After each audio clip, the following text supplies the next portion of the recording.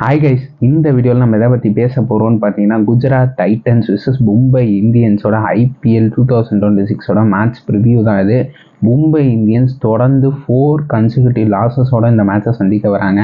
அதே போல் குஜராத் டைட்டன்ஸ் தொடர்ந்து 2 மேட்சை ஜெயிச்சுட்டு ஒரு நல்ல மொமெண்டத்தோடு இந்த மேட்சுக்கு வராங்க.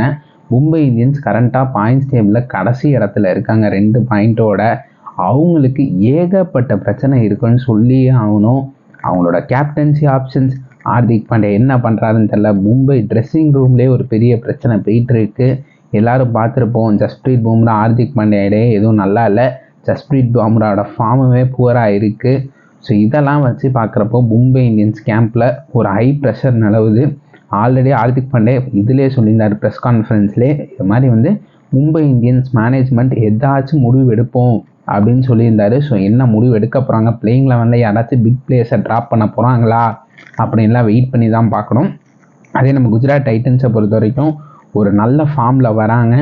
அவங்க பவுலிங் டிபார்ட்மெண்ட் ரொம்ப நல்லா இருக்குது. டாப் 3 நல்லா பண்ணுறாங்க. மிடில் ஆர்டர் இன்னும் கொஞ்சம் நல்லா பர்ஃபார்ம் பண்ணால் குஜராத் டைட்டன்ஸ் ரொம்பவே நல்லா பர்ஃபார்ம் பண்ணுவாங்கன்னு எனக்கு தோணுது.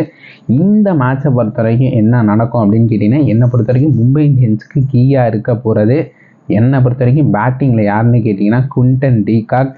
அதே போல் குஜராத் டைட்டன்ஸ்க்கு பேட்டிங்கில் கீயாக இருக்க போகிறது ஜாஸ் பட்லர்னு எனக்கு தோணுது.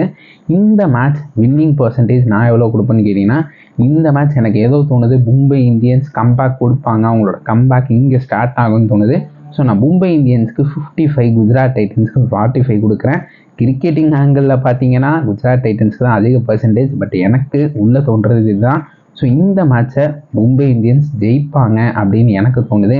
நீங்களும் மறக்காமல் கீழே கமெண்ட் பண்ணுங்கள், இந்த மேட்சை யார் ஜெயிப்பா அப்படின்னு நீங்களும் மறக்காமல் கீழே கமெண்ட் பண்ணுங்கள்.